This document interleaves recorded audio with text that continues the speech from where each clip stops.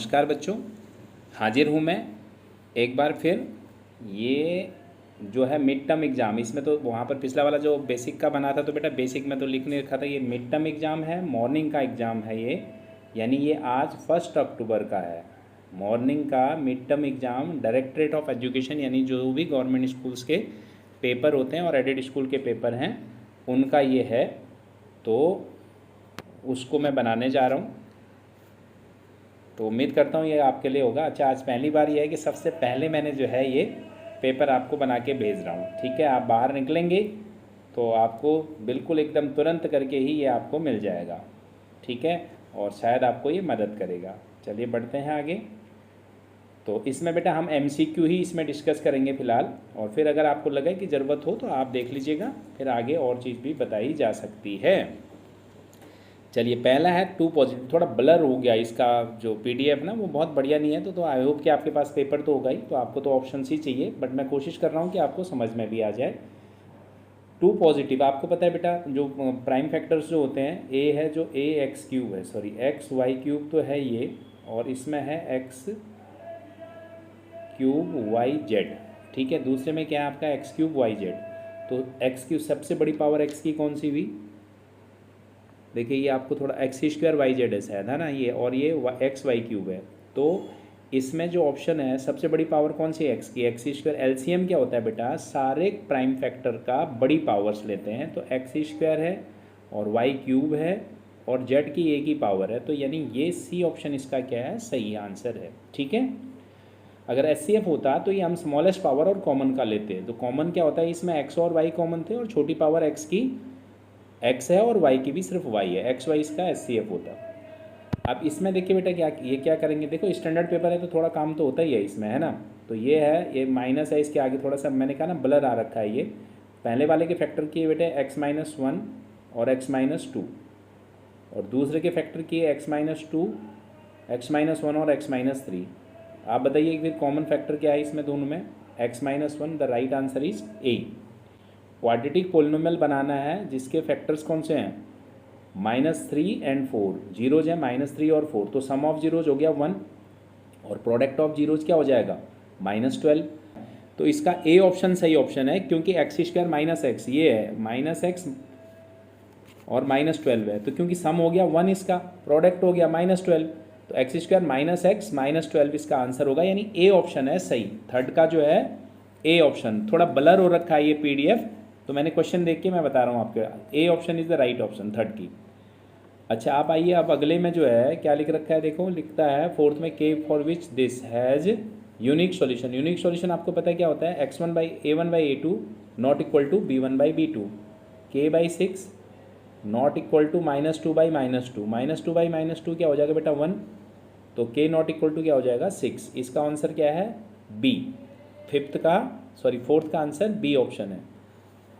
अब देखिए फिफ्थ में क्या लिखा हुआ है? If the pair of linear equation consistent and the line represented. Consistent में देखो बेटा, या तो क्या होता है? यूनिक सॉल्यूशन होता है, यानी इंटरसेक्टिंग, या मैनी इनफाइनाइट सॉल्यूशन को भी कंसिस्टेंट बोलते हैं, और कॉन्सिडेंट। तो इसका तो मैं करूँ क्या, सीधा ही हो गया वैसे ही। The answer is C। 6 question में देखो साइन स्क्वायर दे रखा है आपको, तो साइन स्क्वायर अगर गिवन है तो x क्या हो जाएगा? Sine theta. ठीक है, अगर आप PBS से करें तो कॉस थीटा क्या हो जाएगा बेटा? देखो साइन थीटा x हो गया, x/1 ये हो गया परपेंडिकुलर, ये हो गया हाइपोटेन्यूज, तो बेस जो आएगा hypotenuse square minus perpendicular square का अंडर रूट, ये आ गया आपका बेस। तो टेन थीटा जो होता है बेस परपेंडिकुलर अपॉन बेस होता है बेटा। परपेंडिकुलर क्या है यहाँ पर? x, और बेस क्या है? √1 - x²। तो ये B इसका आंसर है 6 क्वेश्चन का। और दूसरा तरीका भी आप कर सकते हैं, अगर x equal to sine theta है तो कॉस थीटा हो जाएगा 1 - x² का अंडर रूट, तो टेन थीटा होता है साइन बाई कॉस, यानी x अपॉन √1 - x², तब भी यही आपको आएगा। बढ़ते हैं आगे, देखिए सेक थीटा +1, अच्छा क्वेश्चन है बाबू। सेक थीटा हमें पता है, देखिए sec² theta minus tan² theta क्या होता है? 1 होता है ना। इसमें sec theta plus tan theta, और दूसरा क्या बनेगा? Sec theta minus tan theta. Equal to क्या होगा 1। एज पर इसने दे रखा है सेक प्लस 10 की वैल्यू -1 आ रही है, इसकी जगह अगर आप -1 रखेंगे तो ये सेक थीटा माइनस थीटा क्या बन जाएगा बेटा, -1 आएगा। कैसे, ये -1 यहाँ जाके डिवाइड हो जाएगा, यानी -1 will be the right answer. Sec theta -1 की वैल्यू क्या होगी, -1। बढ़ते हैं आगे, the distance between this and this. अब आप देखो इसको करोगे x2 - x1 तो ये आ जाएगा a² sin² थीटा, ठीक है, प्लस y2 - y1 ये आ जाएगा a² cos² थीटा। तो आप इसका अंडर रूट करोगे, अगर आप a कॉमन लोगे तो sin² प्लस cos² किसके बराबर होता है, 1 के बराबर, यानी आंसर इज a। आंसर क्या है इसका, a यूनिट्स, यानी b इसका सही आंसर है बेटा। अब आगे आइए देखिए, उसमें कहता है coordinate of the mid point, coordinate of the mid points of line joining the points. ये मिड पॉइंट है तो 5 इक्वल टू क्या होगा, मिड पॉइंट का फॉर्मूला बताओ क्या होता है, 3p x1 प्लस x2।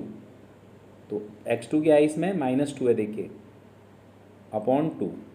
तो इससे अगर क्रॉस मल्टीप्लाई करके निकालेंगे तो बेटा p जो आपका आएगा आ जाएगा 4। फिर दूसरा वाला रखेंगे, देखिए p अगर आगे चलिए p 4 हो गया। अब आप दूसरे में रखेंगे किसका, 4 + q upon 2 that is equal to p। वो p तो 4 है ही, तो q भी क्या आ गया, 4 आ गया। p भी 4 और q भी 4।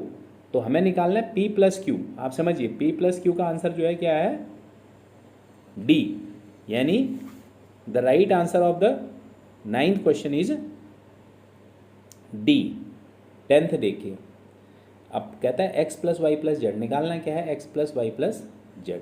तो सबसे पहले बेटा देखो, अब हमने क्या किया, z निकल गया 30, फिर उसको 2 से मल्टीप्लाई करोगे 60, फिर उसको 2 से मल्टीप्लाई करोगे 120। तो इन तीनों को ऐड कर दोगे तो कितना आएगा, 200। A is the right option, ठीक है। अच्छा, अब आपको ये पता होगा कोई भी क्वाड्रेटिक इक्वेशन में अगर ए ही 0 हो जाएगा तो ये क्वाड्रेटिक तो रहेगी नहीं ना, तो यानी ए नॉट इक्वल टू 0 होना चाहिए। राइट ऑप्शन कौन सी है, D option is the right option, ठीक। 12th में आप आइए, सेम है, लेकिन देखिए बेसिक में बड़ा अच्छा क्वेश्चन दे रखा था, बड़ा सीधा सीधा। यहाँ थोड़ा सा वो हो गया, x/x + 1 करेंगे और यहाँ करेंगे x + 3/x + 5, ठीक है। तो इसका क्या बन जाएगा बेटा, x² + 5x। देखो ये लिखा भी तो नहीं जाता स्क्रीन में ना, थोड़ा प्रॉब्लम ही रहता है। और ये हो जाएगा क्या, x² + 4x + 3। अब सॉल्व इट भाई, ये सॉल्व किया तो x इक्वल टू क्या आ गया आपका, 3 आ गया। 5x - 4x = 3, यानी x = 3 एक ऑप्शन है, ठीक है। तो देखिए फिर कौन सा आंसर है इसका, डी इसका सही आंसर हो गया। Fine, coordinate of the line y = mx + c intersect x axis. आपको पता होना चाहिए, नहीं पता तो मैं बता देता हूँ। x एक्सिस पे y 0 होता है, y की जगह 0 रखिए, mx + c। तो आप बताइए x क्या आ जाएगा, -c/m। तो पॉइंट क्या बनेगा बेटा, डी इसका आंसर बनेगा, -c/m और 0, ठीक है। बढ़ते हैं आगे, ओके। अब ये देखिए tan थीटा दे रखा है 4/3। आपको पता है tan थीटा क्या होता है, परपेंडिकुलर बाई बेस। तो इट इज़ 4/3, तो हाइपोटेन्यूज क्या निकलेगा, 5, ठीक है। अब sin थीटा होता है परपेंडिकुलर बाई हाइपोटेन्यूज, 1/4/5 ऊपर आ गया, नीचे आ गया 1 + 4/5। तो ऊपर देखिए बेटा, ऊपर आ गया 1/5, नीचे आ गया 9/5। 5 से 5 कट जाएगा तो 1/9 का अंडर रूट, यानी 1/3 इसका जो होगा सही आंसर होगा। 14 का आंसर 1/3। थोड़ा सा माफ़ी चाहूँगा मैं, ये प्रॉपर ना स्क्रीन में लिखा नहीं जाता, ये उंगली से लिखना पड़ता है तो थोड़ा ऐसे ही हो जाता है। अब आइए अगला, अगले में, अच्छा मैं देखिए पेन मंगवा लिया मैंने, है ना, पेन से शायद ठीक लिखा जाएगा, आई एम ट्राइंग। अब ये देखिए रेक्टेंगल है, रेक्टेंगल का क्या निकालना है आपको, पैरामीटर निकालना। पैरामीटर क्या होता है आपको पता है, ये this side plus this side, ये तो दे ही रखी, ये 20 हुई तो ये भी क्या होगी बेटे, 20 हो गई। अब इसमें टिग्नोमेट्री लगा दोगे, BC/DC, BC/DC क्या आएगा बताओ, ये आ जाएगा 10/30। 10/30 की वैल्यू 1/√3 होता है। BC आपको 20, इससे DC आपका निकल गया बेटा 20√3। तो भाई ये भी 20√3, दिस वन इज 20√3 और ऊपर वाला भी सेम होगा, है ना। तो इसका मतलब क्या हुआ 20 + 20 + 20√3 + 20√3, तो रिजल्ट हुआ ट्वाइस ऑफ 20 यानी 40 + 40√3। आप बताओ 40 कॉमन लोगे तो क्या आ जाएगा √3 + 1। कोई है ऑप्शन? हाँ, B option is the right option. ठीक है, कौन सी ऑप्शन है? बी इसकी सही ऑप्शन है बेटा। चलिए आगे बढ़ते हैं। देखो क्या लिख रखा है, कहता है एरिया ऑफ सेक्टर। फिगर दे रखी है, फिगर फ़ोटो हटा दूँ क्या? ये फ़ोटो बड़ी डिस्टर्ब कर रही है यार बेटा, हटा दिया आपने फ़ोटो, है ना। तो अब देखिए ये क्वेश्चन जो है x है θ/360 πr²। ठीक है, ये होगा area of sector, that is equal to लिखा हुआ है 2/9 times of area of circle. Circle का स्क्वायर होता है πr²। तो आप इसको सॉल्व करिए, ये दोनों कट गए आपस में, 940 हो गया ये बेटा। तो x इक्वल टू क्या आया? 80 आया, यानी द आंसर इज सी। कौन सा आंसर इसका सही? इसका आंसर है बेटे सी। ठीक है, 80। ठीक है, चलिए आगे देखते हैं।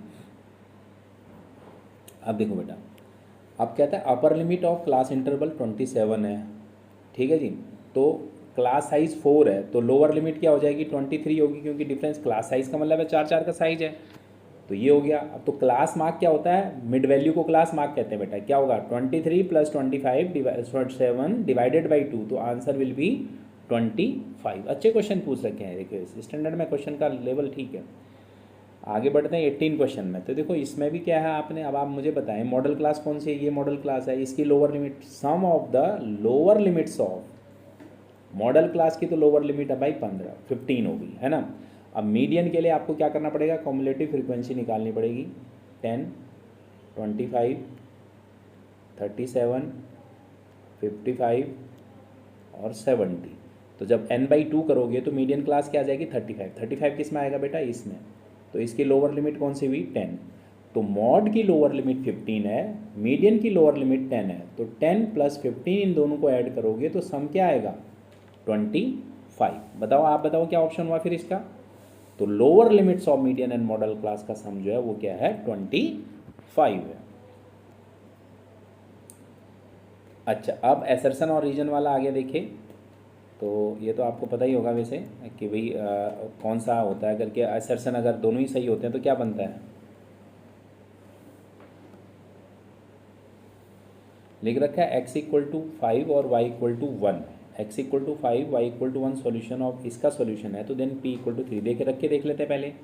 2 2 जा 4, 5 2 जा 10 हो गया, +1 11 - p²। 11 - p² इक्वल टू, अगर 2 आएगा बेटा तो p² इक्वल टू क्या आ जाएगा? 9। ये 2 इधर ले लेंगे तो p² इक्वल टू 9, तो p इक्वल टू आएगा +-3। यानी रीजन असर्शन तो आपका ठीक है।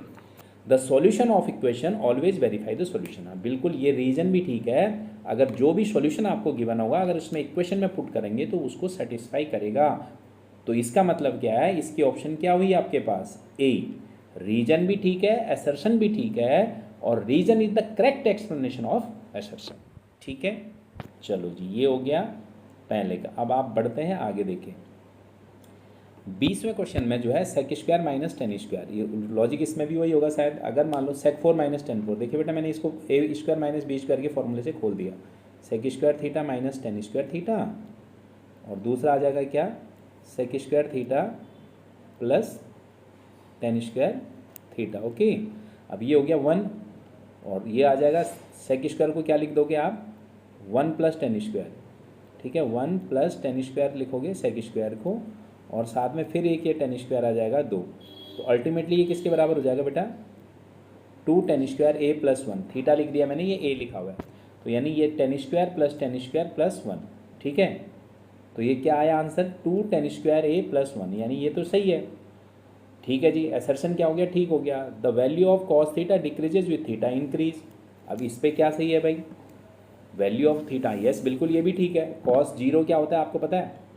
तो cos 0 इज 1, फिर cos 30 होता है √3/2, cos 45 होता है 1/√। तो ये वैल्यू देखो धीरे धीरे कम होती जाती है जब थीटा की वैल्यू बढ़ाते हैं, है ना।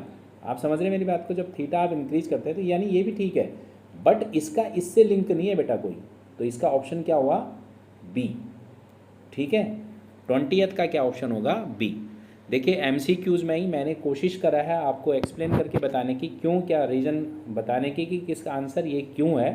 तो इसलिए ये थोड़ी वीडियो लंबी हो गई है, लेकिन हाँ खाली आंसर ही आप ना देखें, आपको पता भी होना चाहिए कि ये क्या करके, तो उस हिसाब से मैंने कोशिश किया। तो उम्मीद करता हूँ ये वीडियो आपके लिए मददगार होगी, आपको अच्छी लगी होगी। अगर अच्छी लगी है तो आप चैनल को सब्सक्राइब कर दीजिए और लाइक कर दीजिए, कमेंट भी डाल सकते हैं आप। अब मैं आपको बता दूं, ये एक्चुअली जितनी भी एजुकेशन से रिलेटेड है ना, वो चलती ही नहीं है वीडियोस, उससे पर जो बनाने वाले होते हैं उनको जो है थोड़ा सा अप्रिशिएशन नहीं रहता बेटा। जैसे इफ़ यू लाइक और कमेंट करेंगे तो हमारा भी मन ज़्यादा करता है आज ही चलो डालो। अच्छा वो किसी के साथ भी है, ओनली ये नहीं है, एजुकेशन से तो आमतौर पर कम ही चलती है। अगर आपको हमारा मेथड ठीक ठाक लगा हो और अच्छी वीडियो लगी हो तो आप प्लीज़ इसको चैनल को सब्सक्राइब कर दें। इस वीडियो में रखता हूँ इतना ही। अगर आप कहेंगे कि आगे के सेक्शन भी मैं इसमें आपको बना के दे सकता हूँ, लेकिन उसके लिए आपको कमेंट में डालना पड़ेगा।